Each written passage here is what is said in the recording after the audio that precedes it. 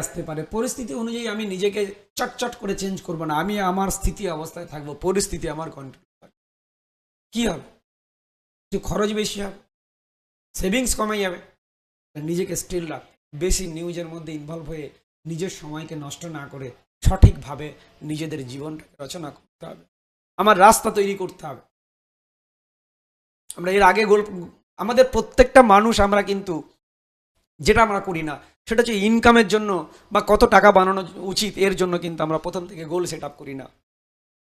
আমরা একটা 10 দিনের ট্যুর বা 5 দিনের ট্যুরের জন্য প্রপার প্ল্যানিং করি, আমরা আমাদের ছেলের এডুকেশনের জন্য প্ল্যানিং করি, আমরা আমাদের বাড়ি করার জন্য প্ল্যানিং করি, গাড়ি কেনার জন্য প্ল্যানিং করি, কিন্তু জীবনে কত টাকা বানাবো তার জন্য কোনো প্ল্যানিং থাকে না। 95% মানুষের জীবনে কত টাকা লাগবে বা কত টাকা বানানো উচিত সারা জীবন, বা আমি একটা নির্দিষ্ট টাইম পর্যন্ত কাজ করে কত টাকা বানাবো, এই প্ল্যানিং 95% মানুষের নেই। তাই তো তারা সারা জীবন পয়সার জন্য ছুটছে।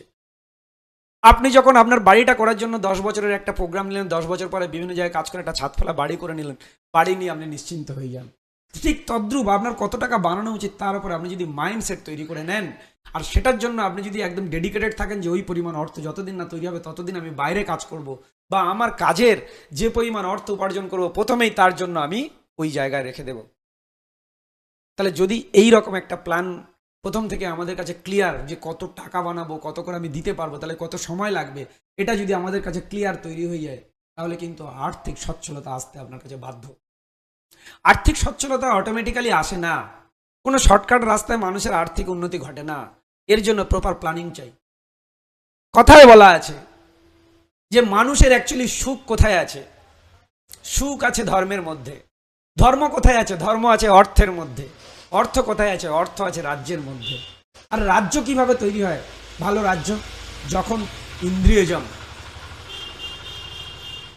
চাণক্য শ্লোকে বলা আছে সুখস্য মূল ধর্ম, ধর্মস্য মূল অর্থ, অর্থস্য মূল রাজ্যম, রাজ্যস্য মূল ইন্দ্রিয়জম। আপনি যদি আপনার ইন্দ্রিয়কে কন্ট্রোল করে আপনার লক্ষ্যকে যদি ঠিকঠাক জায়গায় পৌঁছাতে চান, ইন্দ্রিয়কে আগে কন্ট্রোল করতে হবে। ইন্দ্রিয়কে কন্ট্রোল করলে আপনি অটোমেটিক্যালি আপনার পরিবার এবং আপনি নিজে অনেক ভালো একটা পরিবেশ তৈরি করবেন, আপনার নিজের রাজ্য তৈরি হবে, নিজের পরিধি তৈরি হবে। এইরকম যদি গোটা পশ্চিমবঙ্গের মানুষ যদি নিজেদের ইন্দ্রিয়কে কন্ট্রোল করতে পারত, নিজেদেরকে যদি ঠিক জায়গায় রাখতে পারতো, তাহলে রাজ্য অনেক উন্নত। তাহলে আপনি আপনার পরিবার, আপনার নিজেকে নিয়ে যদি উন্নতি করতে চান, আগে ইন্দ্রিয়কে কন্ট্রোল করুন, যে আপনার কি করা উচিত, কি করা উচিত নয়।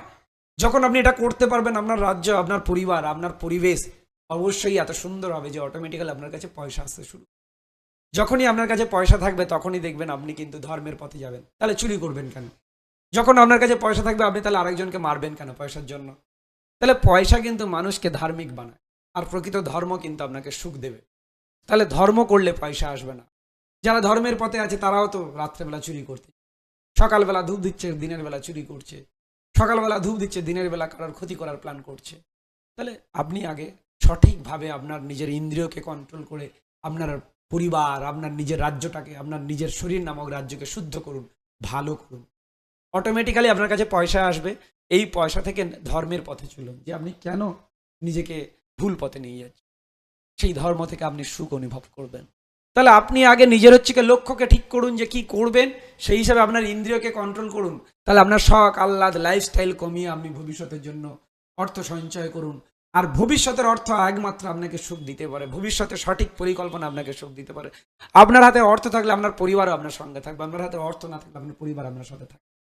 তাহলে কোনোটা বেশি না হয়, সমস্তকে ব্যালেন্স করতে হবে। আমরা সবসময় 4 পিলার রুলের কথা বলে এসেছি, যে আপনার উপার্জনের যে অর্থ, এটা দিয়ে আপনি ওয়েলথ ক্রিয়েশন করুন, আপনার পরিবারকে সুন্দরভাবে তৈরি করুন, আপনি সুস্বাস্থ্যের অধিকারী হন, কোন অনুষ্ঠানে যাবেন, কোন অনুষ্ঠানে যাবেন না সেগুলোকে করুন, এবং সমাজকে দেখুন। মোট 4টে জিনিসকে যদি আপনি ব্যালেন্স করতে পারেন, তাহলে আপনার জীবন অটোমেটিক্যালি সুন্দর।